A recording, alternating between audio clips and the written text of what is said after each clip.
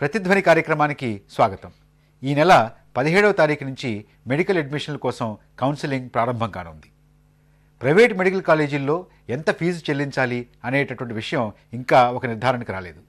ప్రభుత్వం జస్టిస్ బయ్యపురెడ్డి ఆధ్వర్యాన ఒక కమిటీని నియమించినా ఆ కమిటీ ఇంతవరకు కూడా తన నివేదికను ప్రభుత్వానికి అందించలేకపోయింది. ఈ నేపథ్యంలో మన వైద్య విద్య ప్రవేశ పరీక్షలు ఎలా ఉన్నాయి, ఫీజులు ఎలా ఉన్నాయి, ఆ కాలేజీల్లో ఉన్నటువంటి ప్రమాణాలు ఎలా ఉన్నాయి అనేటటువంటి దాని మీద చర్చించడానికి ముగ్గురు ప్రముఖులు మన స్టూడియోలో ఉన్నారు.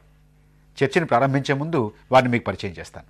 శ్రీ ఎల్ మహేశ్వర్ గారు, ప్రైవేట్ వైద్య కళాశాలల్లో సీట్లు ఏ విధంగా కేటాయించాలి, ఫీజులు ఎలా ఉండాలి అనేటువంటి విషయంలో పోరాడుతున్న జూనియర్ డాక్టర్ సంఘం నాయకులు. ప్రొఫెసర్ ఎల్ నరేంద్రనాథ్ గారు, సుప్రసిద్ధ వైద్యులు, నిమ్స్లో ఆర్థోపెడిక్ విభాగంలో పనిచేస్తున్నారు. వైద్య కళాశాలల్లో ఫీజులు, అడ్మిషన్ల విధానం గురించి కొన్ని నిర్దిష్టమైనటువంటి అభిప్రాయాలు ఉన్నటువంటి వ్యక్తి. శ్రీ పువ్వాడ అజయ్ కుమార్ గారు, ప్రైవేట్ వైద్య దంత కళాశాలల యాజమాన్యాల సంఘం వ్యవస్థాపక అధ్యక్షులు. ప్రొఫెసర్ నరేంద్రనాథ్ గారు, మీతో ప్రారంభిద్దాం.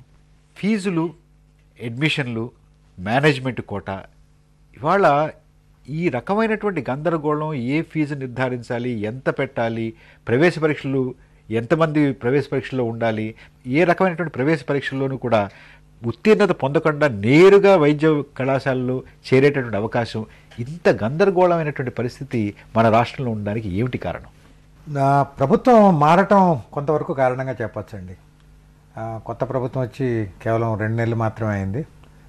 దీనిలో ప్రస్తుతం ఉన్న వర్షాభావ పరిస్థితుల్లో రైతులు పడుతున్న కష్టాల్లో నా ఉద్దేశం గవర్నమెంట్ కూడా కన్సిడరబుల్ టైము వాటి మీద స్పెండ్ చేస్తూ ఉన్నారు.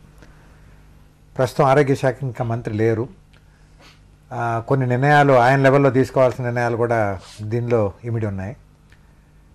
అంతకుముందు ప్రభుత్వం అప్పుడు అపాయింట్ చేసిన బయ్యపురెడ్డి కమిటీ ఇంకా వాళ్ళ రిపోర్ట్ను పూర్తిగా సబ్మిట్ చేయలేదు. వీటన్నిటి మూలంగా కొంత గందరగోళ పరిస్థితి నెలకొని ఉంది. ఏ పరీక్ష లేకుండా అడ్మిషన్లు జరుగుతున్నాయా జరగలేదా అనేది డిబేటబుల్ క్వశ్చన్.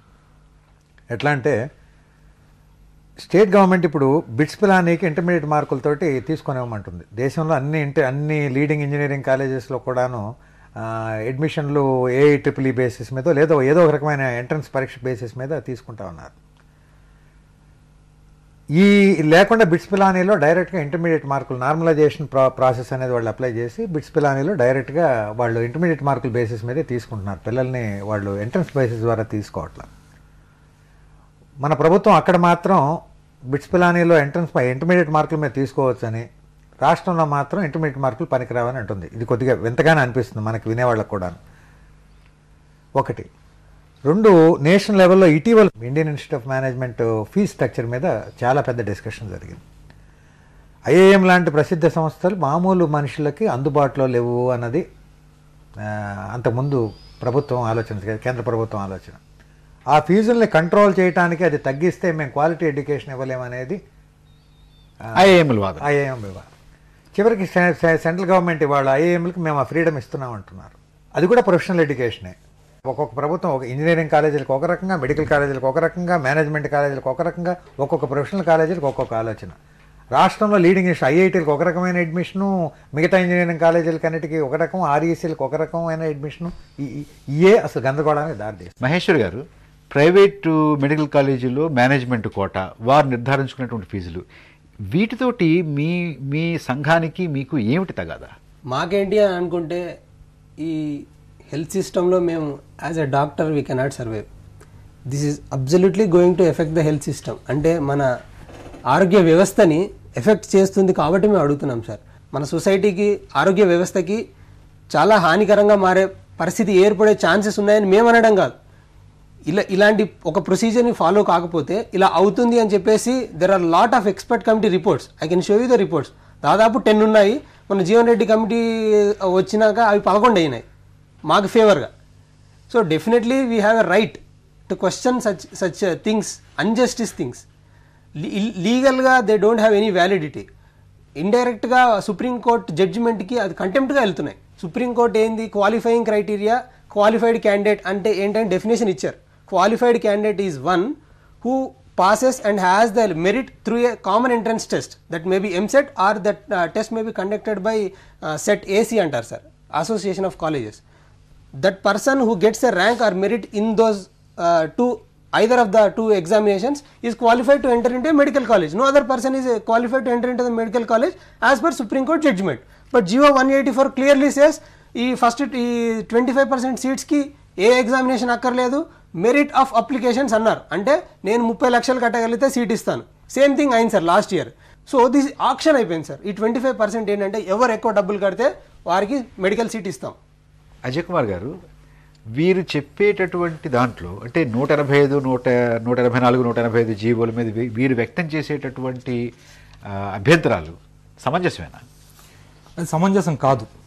ఎందుకంటే జడ్జిమెంట్లు, సుప్రీంకోర్టు జడ్జిమెంట్లు కోర్టు చేసేది ఏదైతే ఉందో అది టోటాలిటీ ఆఫ్ ది జడ్జిమెంట్ని తీసుకొని మాట్లాడటం లేదు. దేర్ ఆర్ 2 జడ్జిమెంట్స్ క్రూషియల్గా. ఒకటి first TMA Pai versus state of Karnataka 11 member constitutional bench.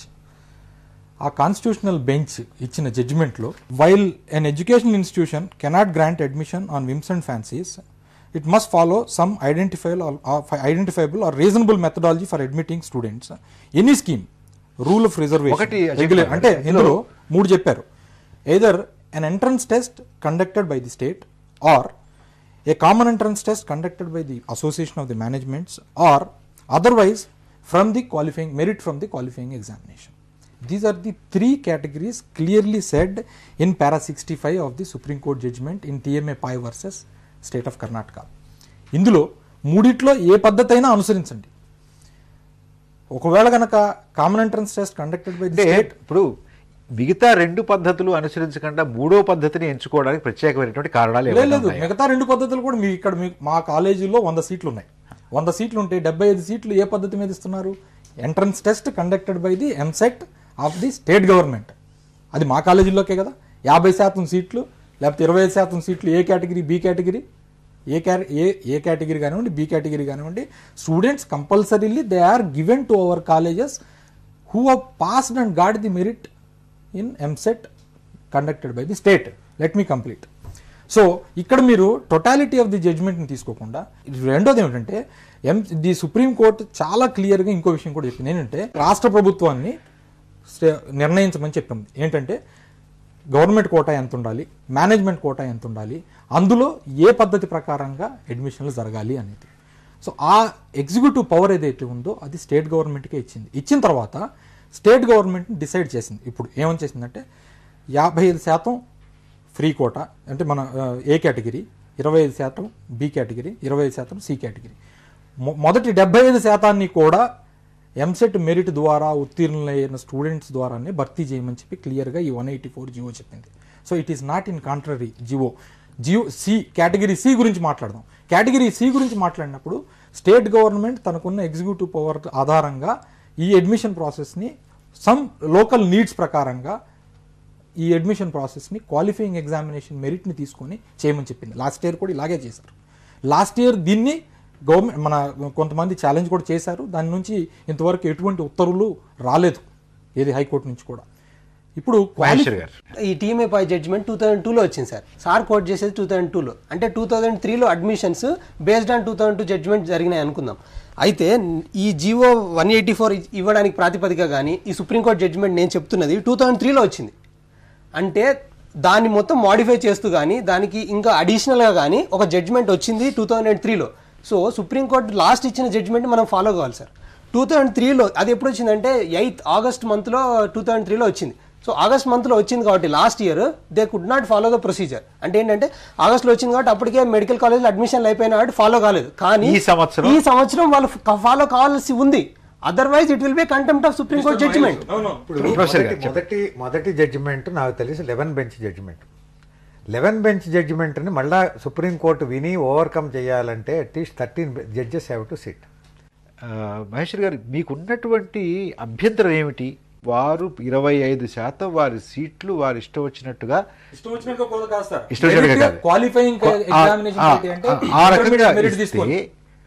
మీకు ప్రాథమికంగా ఉన్నటువంటి అభ్యంతరం ఏమిటి సార్? స్కూల్లో అందరికీ ఒకటే యూనిఫామ్ ఇస్తారు సార్, దానికి ఒక రీజన్ ఉంది.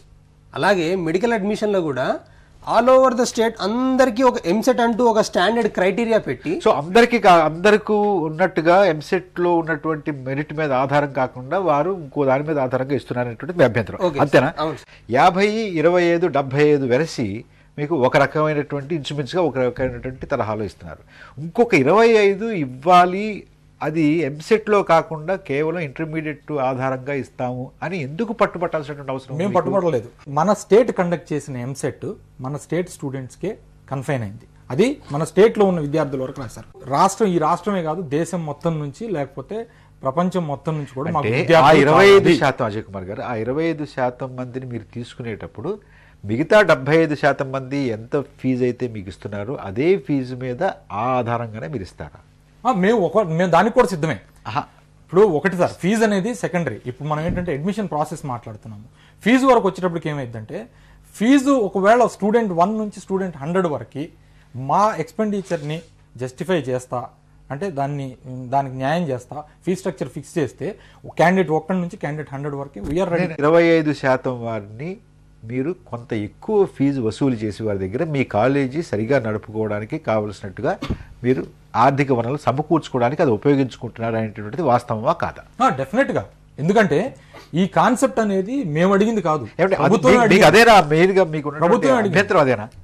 అంటే ఎక్కువ డబ్బు ఇచ్చి వారు కొన్ని సీట్లు తీసుకునేటటువంటి ఇది కల్పిస్తున్నది, అవకాశం కల్పిస్తున్నది అనేటువంటిది మీ అభిప్రాయం, మీ అభ్యంతరం? మెడికల్ ఎడ్యుకేషన్ అంటే మెరిట్, డివోషన్, డిటర్మినేషన్ ఇవన్నీ చూడాల్సి ఉంటుంది సార్. ఒకటి కేవలం డబ్బు, ఏం పరీక్ష అక్కర్లేదు. వాళ్ళు కాలేజ్ ఎలా నడుపుతారు ప్రొఫెసర్ నరేంద్ర గారు?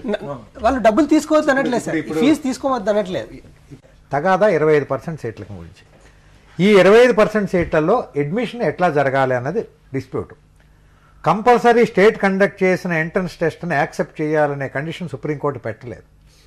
మేనేజ్మెంట్ కోట 25% కానివ్వండి, 30 కానివ్వండి, 10% కానివ్వండి, మేనేజ్మెంట్లు can have a common test.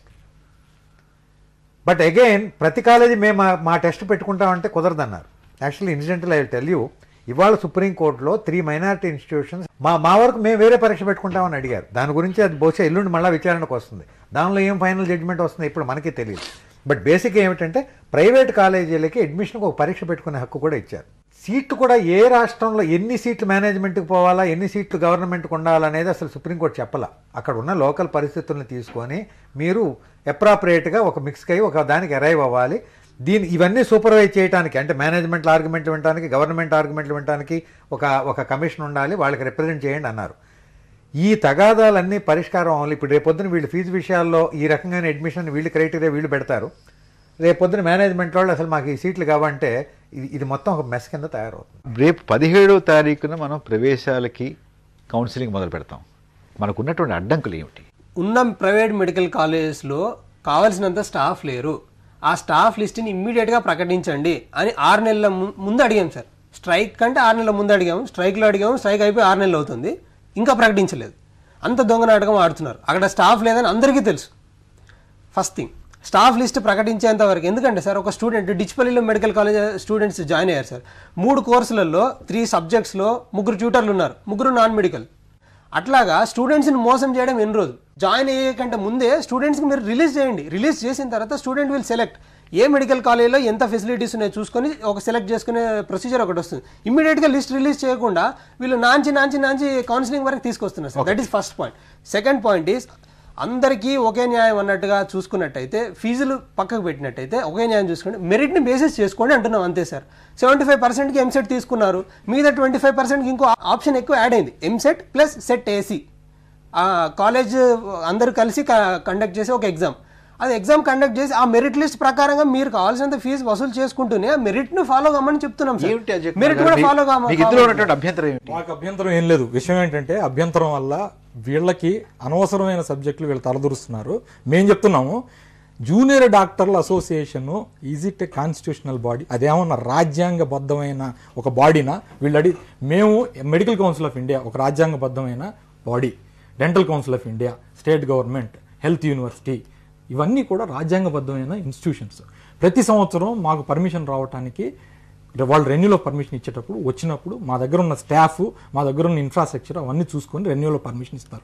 ఈ ఇయర్ అలాగా అన్ని కాలేజీలకి రెన్యూలో పర్మిషన్ వచ్చినాయి. రాని వాటికి అడ్మిషన్ రావట్లేదు. ఇంకా 4 కాలేజీలు ఇంకా రాని ఉన్నాయి. పోయిన సంవత్సరం 3 రాలేదు. ఈ సంవత్సరం వారికి కూడా అదే గతి పట్టబోతుంది కొన్ని కాలేజీల్లో. వీరి సూక్తులు వీరికి మాకు వర్తించడం కాదు, వారి గురించి చెప్తాను నేను. ఒకవేళ కనుక అలాంటి పరిస్థితులు ఉన్న కాలేజీలు ఉంటే మెడికల్ కౌన్సిలే రద్దు చేస్తుంది, లేకపోతే స్టేట్ గవర్నమెంట్ యాక్షన్ తీసుకోవచ్చు, నో ప్రాబ్లం. మా దగ్గర ఉన్న స్టాఫ్ ఏంటి అనేది మొత్తం యూనివర్సిటీ దగ్గర ఉంది, లేకపోతే మెడికల్ కౌన్సిల్ దగ్గర ఉంది, లేకపోతే డెంటల్ కౌన్సిల్ దగ్గర ఉంది, లేకపోతే మా కాలేజీల్లో మేము మా నోటీస్ బోర్డు మీద పెట్టాం. సార్ రెండో పాయింట్ 25% సంబంధించిన admission process. Intermediate marks basis మీద ఇప్పుడు మమ్మల్ని అడ్మిషన్ చేయమన్నారు. అందులో కూడా మెరిట్, అందులో కూడా ట్రాన్స్పరెన్సీ అబ్జర్వ్ చేయమని చెప్పి మీరు ప్రతిభ ఆధారంగా చేయండి. 184 దాని ప్రకారం ఇస్తున్నాం. ఇప్పుడు మా దాంట్లో 75% గవర్నమెంట్ కాదండి, 50% మాత్రమే గవర్నమెంట్. సుప్రీంకోర్టు చెప్పింది 50% గవర్నమెంట్, 50% ప్రైవేట్. మాకున్న 50%లో మళ్ళీ గవర్నమెంట్కి 25% ఇచ్చాం. ఎందులోంచి ఏమని చెప్పి మా మేనేజ్మెంట్ కోటా మీరు జియోలో చూడండి, B category seats they are EAMCET based, ranking based management seats.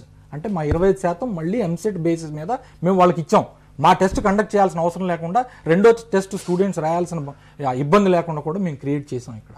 మూడోది 25% స్టూడెంట్స్ ఏదైతే ఉందో అది ఇంటర్మీడియట్ మార్క్స్ మీద, మెరిట్ మీదనే. అది కూడా నాకు వచ్చిన అప్లికేషన్లో నా ఇష్టానుసారం 20 లక్షలు ఇస్తే 30 లక్షలు ఇస్తే కుదరదు.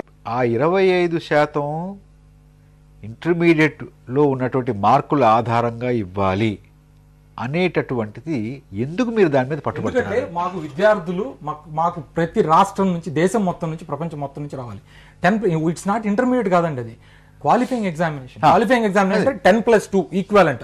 సపోజ్ మన ఆంధ్రాలో జరిగాడు అనుకోండి ఇంటర్మీడియట్, అదే అమెరికాలో జరిగాడు చదువుకున్నాడు అనుకోండి 10+2 విత్ బయాలజీ, ఫిజిక్స్, కెమిస్ట్రీ 3 సబ్జెక్టులు. అజయ్ కుమార్ గారు, ఇది కేవలం మీరు బయట నుంచి రావడానికేనా, లేకపోతే మీ కాలేజీ చక్కగా నడవడానికి కావాల్సినటువంటి ఆర్థిక వనరుల్ని సమకూర్చుకోవడానికి ఇది మార్గంగా కాదు? లేదు, ఆర్థిక వనరుల కోసం అయితే కాదు. ఇది మా కాలేజీలో మేము పెట్టింది అందరూ విద్యార్థుల కోసమని పెట్టాం. అందరి దగ్గర నుంచి రావాలి. ఆర్థిక వనరులే కావాలి అనుకుంటే మేము ఏ కేటగిరీ ఫీజు కూడా మాకు 3 లక్షలు ఇవ్వమనండి. ఆర్థిక వనరులే కావాలంటే ఇవ్వగలరా? ఇవ్వలేరు. బి కేటగిరీ ఇవ్వమనండి 3 లక్షలు, 4 లక్షలు. మరి ఇప్పుడు మెడికల్ అడ్మిషన్స్ మేనేజ్మెంట్ కోటాలో 20 లక్షలు, 25 లక్షలు, 15 లక్షలు పెట్టి తీసుకుంటున్నారు అనేటువంటిది మేము వింటున్నవన్నీ అవాస్తవమా? ఫర్ ఎగ్జాంపుల్ అంటే అవన్నీ అవాస్తవమా? నో వాస్తవం అవాస్తవం అంటే యాక్చువల్గా ఏం చెప్పిందంటే, మీకు ఇంకోటి, జస్టిస్ బయ్యప్రెడ్డి కమిటీని ఈ రాష్ట్ర హైకోర్టు చీఫ్ జస్టిస్ గారు నియమించారు. ఏది ఫీజు ఫిక్సేషన్ దాని మీద వాళ్ళు నోటిఫికేషన్ ఇచ్చారు. ఏది అన్ని కాలేజ్కి. ఇక్కడ నివేదిక రాలేదు, లేకపోతే పని జరగట్లేదు, జరుగుతూ ఉంది. Justice Bayyapreddy committee is going to take a decision. అది కూడా నిర్ణయం తీసుకొని 17వ తారీఖు కౌన్సిలింగ్ లోపలనే ఈ సంవత్సరం యొక్క ఫీజులను కూడా నిర్ణయించబోతున్నారు. దీనికన్నా ముందు ఈ రాష్ట్ర ప్రభుత్వం, కొత్త రాష్ట్ర ప్రభుత్వం వచ్చిన తర్వాత, అయ్యా ఇప్పుడు మాకు ఈ 55,000 ఏదైతే ఉందో 50% స్టూడెంట్స్ గవర్నమెంట్ కోటా కింద మీ కాలేజీలో పంపించే వాళ్ళకి నేను ఇంకా ఫీజులు తక్కువ చేయదలుచుకున్నాను.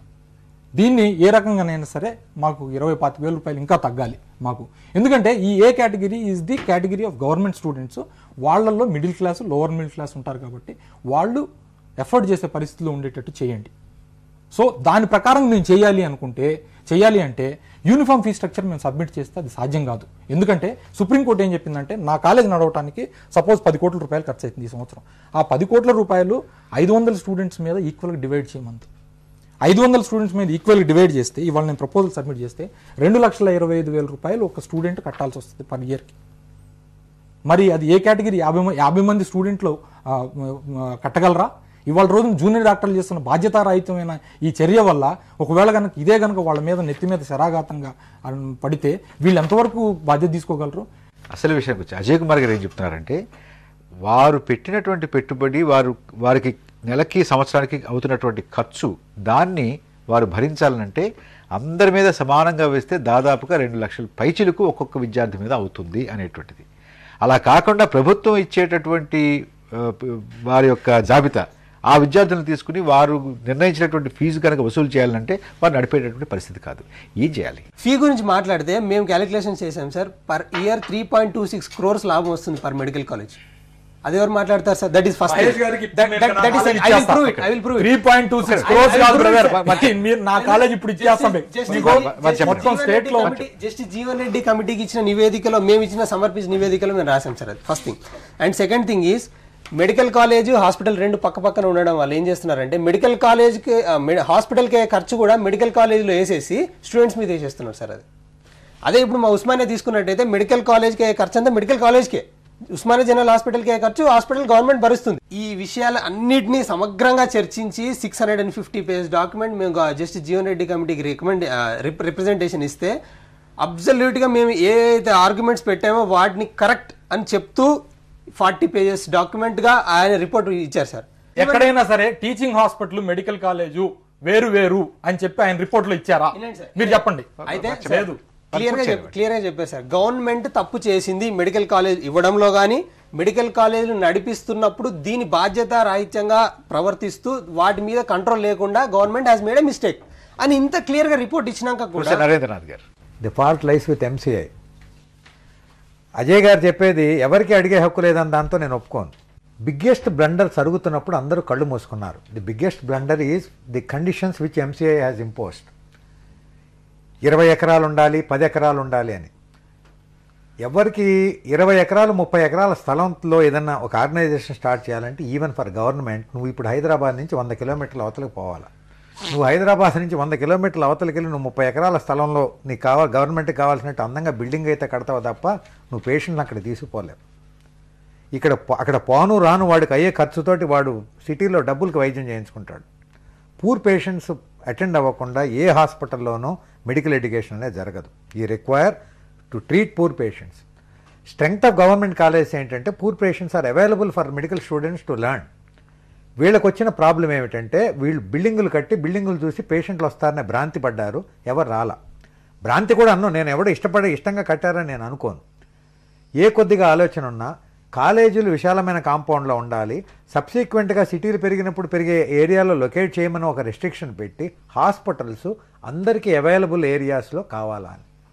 ఊరి బయట స్లమ్స్ ఉండవండి. స్లమ్స్ అన్నీ ఊళ్ళో ఉంటాయి. గవర్నమెంట్ కాలేజీలకి ఈ ప్రైవేట్ కాలేజీలకి పోయి విద్యార్థులకు ఉపయోగపడే పేషెంట్లు అందరూ వీటి నుంచి రావాలి. ఇప్పుడు వీళ్ళకి ఉన్న ఖర్చులు కాక నేను చూస్తూ ఉంది ఏంటంటే బస్సులు వేసి పేషెంట్లను ట్రాన్స్పోర్ట్ చేసుకోవాల్సి వస్తుంది. Having made a commitment. ఇప్పటి వరకు మీరు ఎంసీఐని అడగట్లా. కాంట్రవర్సీ ఎక్కడ వస్తుందంటే గాంధీ హాస్పిటల్, ఉస్మానియా హాస్పిటల్లో పేషెంట్లకి కావాల్సిన సౌకర్యాల కొరత ఉందంటున్నాం మనం ఒక పక్కన. ఆ కొరత మూలంగా పేషెంట్లు అక్కడికి వెళ్ళట్లా. కాబట్టి గవర్నమెంట్ హాస్పిటల్ రిజర్ట్ అవుతున్నాయి. ఇటువంటి పరిస్థితుల్లో can government start new colleges? Start చేయలేము, మా వల్ల కాదు, మేము కొత్త కాలేజీలు స్టార్ట్ చేయలేము, ఉన్న కాలేజీలనే మేము సరిగా నడపలేకుండా అన్నారు. అట్లీస్ట్ ఆనెస్ట్గా ఒప్పుకున్నారు. అది సంతోషించాల్సిన విషయం. Then when you are handing it over to private body, నువ్వు ఇంటర్ప్రిటేషన్ నువ్వు 20 ఎకరాలు కావాలి, 30 ఎకరాలు కావాలంటే అది నీ కళ్ళని ఒకటి ఏ ప్రమాణాలు పెట్టకుండా ఉంటే ఫ్లాట్లో పెడతారు. ప్రభాకర్ గారు ట్రాజెడీ ఏమిటంటే ఈ ఎంసీఐలో పైన కూర్చునే 60 ఏళ్ల 70 ఏళ్ల అనుభవం ఉన్న డాక్టర్లు కూడా ఆలోచించండి. వాళ్ళ కళ్ళ ఎదుట జిప్మర్ కనపడింది. పాండిచేరిలో ఒక తమాషా ఉంది. ఊళ్ళో ఒక గవర్నమెంట్ హాస్పిటల్ ఉంది, ఊరి బయట జిప్మర్ బ్రహ్మాండమైన ఇన్స్టిట్యూట్ ఉంది. జిప్మర్లో ఉన్న ఫెసిలిటీస్ గవర్నమెంట్ హాస్పిటల్లో లేవు. పేషెంట్లు జిప్మర్లకి వెళ్ళరు సింపుల్గా, ఎందుకంటే వెళ్ళే ఖర్చులు పెట్టుకోలేరు కాబట్టి. సో జిప్మర్ పేరుకు మనం రాయటం వెళ్ళటం తప్ప పేషెంట్ లోడు జిప్మర్లో లేదు. ఇవాళ మణిపాల్ బ్రహ్మాండమైన ఇన్స్టిట్యూషన్ అని చెప్తా ఉన్నాం. మణిపాల్లో పేయింగ్ పేషెంట్స్ ఉన్నారు. ఒక్కొక్క పేషెంట్ చుట్టూ ఐదుగురు విద్యార్థులు చేర్చి చూసే. మహేశ్వర్ గారు, ఇంకొక విషయాన్ని కూడా మనం చర్చించాల్సినటువంటి అవసరం ఉంది. ప్రభుత్వ సహాయంతో చదువుకున్నటువంటి వాళ్ళు గ్రామసీమల్లోకి వెళ్ళి వారు వైద్య సదుపాయాలను అందించడానికి ఎందుకు మీరు అభ్యంతరం చెప్తున్నారు? అభ్యంతరం ఎన్నడూ చెప్పలేదు సార్. ఒక చిన్న స్టాటిస్టిక్స్ చెప్తాను. 29,770 విలేజెస్ ఉన్నాయి సార్ 2003 వరకు. 2003లో ఇప్పుడున్న డాక్టర్ల సంఖ్య 80,063. 3 times more number of doctors ఉన్నారు సార్. ఒకవేళ ప్రభుత్వం కనుక ఇవాళ నోటిఫికేషన్ ఇచ్చి రూరల్ సర్వీసెస్లో మేము రిక్రూట్ చేస్తాం రెగ్యులర్ బేసిస్ మీద అంటే we promise that all the doctors కనీసం 2 సంవత్సరాలు చేయమంటే కూడా 2 సంవత్సరాలు కాదు సార్, 200 సంవత్సరాలు చేస్తాను మేము. నేను చెప్తున్నాను కదా, యాజ్ అబ్జెడా ఫ్రమ్ అబ్జెడా will write it and give that if government appoints doctors on regular basis, definitely all the doctors will go to rural service. అందుకే టాస్క్ ఫోర్స్ కమిటీలో, స్టీరింగ్ కమిటీలో వెరీ క్లియర్ గా చెప్పారు సార్, వాళ్ళు డాక్టర్స్ ఎక్కువ ఉన్నారు, ఎక్కువ ప్రొడ్యూస్ చేయకండి. ఇంత సిద్ధంగా ఉంటున్నాం, మేము వెళ్ళడానికి సిద్ధంగా ఉంటున్నాం అంటున్నారు. మరి ఇంచేత గ్రామ సీమల్లో మనకు వైద్యుల కొరత ఉంది. ఎక్స్ప్లోజివ్ గ్రోత్ ఇన్ మెడిసిన్ మూలంగా ఒక స్టెథోస్కోప్ తోటి, ఒక నీ హ్యామర్ తోటి పల్లెటూరులోకి వెళ్తే డాక్టర్ వైద్యం చేసే అవకాశమే లేదు. మీకు మోడర్న్ మెడిసిన్ డెలివర్ చేయాలంటే మీకు ఇన్ఫ్రాస్ట్రక్చర్ కావాలి. ఇన్ఫ్రాస్ట్రక్చర్ లేదు. ఇప్పుడు వీళ్ళ తగాదా కూడా ఇప్పుడు నేను చూస్తున్న దాని ప్రకారం ఎట్టుందంటే, ఒకప్పుడు ప్రైవేట్ నర్సింగ్ హోమ్స్ బిల్స్ అని బిల్ తీసుకొస్తా ఉన్నారు. దాని ప్రకారం ఈ మినిమం క్రైటీరియా ఉంటేనే ప్రైవేట్ నర్సింగ్ హోమ్ కింద ఒప్పుకుంటాము, లేకపోతే మేము అసలు మిమ్మల్ని ప్రాక్టీస్ చేయడానికి హక్కు లేదన్నారు. చేతులు కట్టుకొని డాక్టర్లు చెప్పారు, అయ్యా బాగానే ఉందండి, ఇదే క్రైటీరియా గవర్నమెంట్ పిహెచ్సీలకు అప్లై చేయండి, ఈ ఫెసిలిటీస్ లేకపోతే పిహెచ్సీలన్నీ మూసేయండి అన్నారు. అవును. తర్వాత మళ్ళీ ఆ చట్టాన్ని గురించి ఎవడు మాట్లాడలే ఇవాళ వరకు. ఇప్పుడు అజయ్ గారు కూడా అదే మాట్లాడుతున్నారు. గవర్నమెంట్ కాలేజీల్లో కనుక ఫెసిలిటీస్ లేకపోతే గవర్నమెంట్ కాలేజీలు మూసేస్తారా, గవర్నమెంట్ కాలేజీలో ఏ కాలేజీలో ఎనాటమీ ప్రొఫెసర్లు, పెథాలజీ ప్రొఫెసర్లు, ఫిజియాలజీ ప్రొఫెసర్లు ఉన్నారనేది మీరు అడ్వర్టైజ్మెంట్ చేస్తారా అనేది. నేను అంటాం, ఇవాళ నీకు వచ్చిన సిమ్టమ్కు నువ్వు వైద్యం చేయడానికి ప్రయత్నం చేస్తున్నావు తప్ప అసలు ప్రాబ్లం ఎందుకు వచ్చిందనేది ఎవరు ఎందుకు ఆలోచించరు. టీచర్లు లేరు అని అంటారు మా స్టూడెంట్స్. మేము జీతాలు ఇస్తాం, 1 లక్ష ఇస్తాం, 2 లక్షలు ఇస్తాం, మాకు పంతులు దొరకలేదని వాళ్ళు అంటున్నారు. నువ్వు ఇవాళ ప్లాన్ చేస్తే నీకు 5 ఏళ్ల తర్వాత 6 ఏళ్ల తర్వాత టీచర్ ఇంకా ఎక్కువ సంవత్సరాలు చెప్తున్నానండి. షార్టేజ్ క్లినికల్ స్పెషాలిటీస్ లో లేదు, ఎక్కడ షార్టేజ్ నాన్ క్లినికల్ స్పెషాలిటీస్ లో ఉంది. ఇవాళ ఉన్నటువంటి పరిస్థితిలో అందరికీ ఆమోదయోగ్యంగా ఎవరు నష్టపోకుండా, ప్రతిభకి మనం చిన్నచూపు చూస్తున్నాం అనేటువంటి మాట లేకుండా ఏ రకమైనటువంటి ప్రవేశ విధానం ఉంటే బాగుంటుంది అజయ్ గారు? ఇవాళ మీరు అడిగిన ప్రశ్నకి సమాధానం 184 జీవో. ప్రభుత్వం ఆచితూచి ఆలోచించి తీసుకున్న నిర్ణయమే 184 జీవో. మీరు అన్నట్లుగా అందరికీ మేలు జరిగే విధంగా మేనేజ్మెంట్ కోటాకు కానివ్వండి, లేకపోతే గవర్నమెంట్ కోటా స్టూడెంట్స్కి కానివ్వండి, విత్ ఇన్ ది రీచ్, అంటే ఫీజు వారు పే చేసుకోగలిగిన పద్ధతిలో, అంటే పోయిన సంవత్సరం 55,000, ఈ సంవత్సరం 30,000కు తగ్గిస్తా కూడా తీసుకునే నిర్ణయాన్ని మేము స్వాగతిస్తా కూడా మేము ఒప్పుకున్నది 184 జీవోకి. 184 జీవో వల్ల నష్టం లేదు, ఎవరికీ నష్టం లేదు. ప్రొఫెసర్ నరేంద్రనాథ్ గారు, ఏ రకమైనటువంటి ప్రవేశ విధానం ఉంటే బాగుంటుంది? కోర్టు వారు డిఫైన్ చేసిన రకంగా ఉంటే తిరిగి తగాదాలు లేకుండా ఖచ్చితంగా బాగానే ఉంటుంది, అదే జరగాలి. మేము అదే అంటున్నాం సార్. మెరిట్ని పక్కకు పెట్టకుండా సుప్రీంకోర్టు ఇచ్చిన జడ్జిమెంట్కి రెస్పెక్ట్ ఇస్తూ ఒక అందరికీ ఆమోదయోగ్యమైన ఒక విధానం. Merit is important sir. అది ఎక్కడైతే సేఫ్గా ఉంటుందో మేము అసలు అక్కడ మాట్లాడే ప్రసక్తే ఉండదు. సేఫ్గా ఉన్న రోజులు మేము ఎప్పుడు మాట్లాడలేదు, ఇంకా మాట్లాడడం కూడా. మెరిట్ని పక్కకు పెట్టి డబ్బులు మాత్రమే అంటే మాత్రం మేము కూడా ఏం చేయాలో చేస్తాం సార్. జూనియర్ డాక్టర్లు వాళ్ళు అనుకుంటున్నారు వాళ్ళు ఏదో మేము సాధు సంతులం, మేము చెప్పినట్టుగా అందరూ వినాలి అని. సుప్రీంకోర్టు ఇవాళ బిట్స్ పిలానీలో ఇచ్చిన judgement, it is clear that intermediate merit కూడా మెరిటే. దాని ప్రకారంగా అయినా సరే ఇవాళ వాళ్ళు కళ్ళు తెరవాలి. లేదు అంటే వాళ్ళు మాట్లాడుతున్నారు సార్ సుప్రీంకోర్టు కంటెంప్ట్, అదే కంటెంప్ట్ అవుతుంది. వాళ్ళు ఇంకంతగానే ఎక్కువ మాట్లాడుకుంటూ మంచిది. వైద్య విద్య వివాదాలు అనేటువంటి అంశం మీద చర్చ ఇంతతో ముగిద్దాం. రేపు మరొక ముఖ్యమైనటువంటి అంశం మీద చర్చతోటి ప్రతిధ్వని కార్యక్రమం మీ ముందుకు వస్తుంది. నమస్కారం.